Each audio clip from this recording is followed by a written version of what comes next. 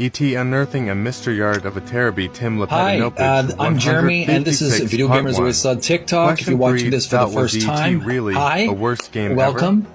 And on this channel, I've been reading a very fascinating, nerdy book called Art of Atari by Tim Lapetino, an illustrated history of the talented artists from the late 70s, early 80s of the Atari Corporation.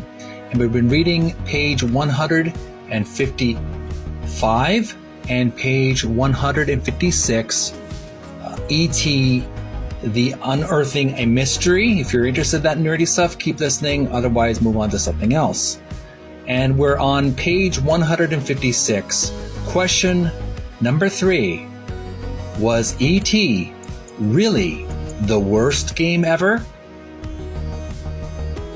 Absolutely not.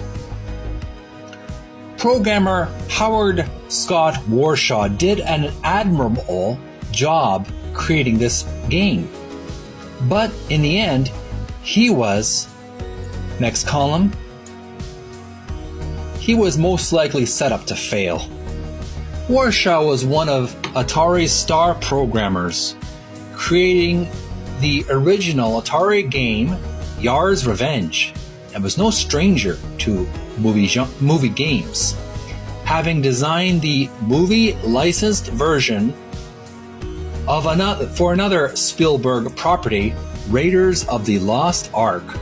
However, time was against him in this particular scenario. In a classic move of putting the cart before the horse, Spielberg's demand of a Christmas launch gave Warshaw only 5 weeks to complete the game. If the deadline passed, the licensing fee would have been wasted, the sales window slamming shut. He had 5 weeks to design, develop, and test the E.T. game, whereas a typical game creation cycle would be 5 or 6 months.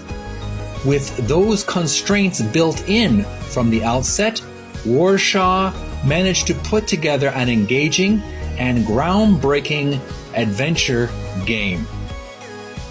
We're going to continue on this reading in the next video because I'm running out of time. We're going to learn some more about question number 3, was E.T. really the worst game ever, right after this video.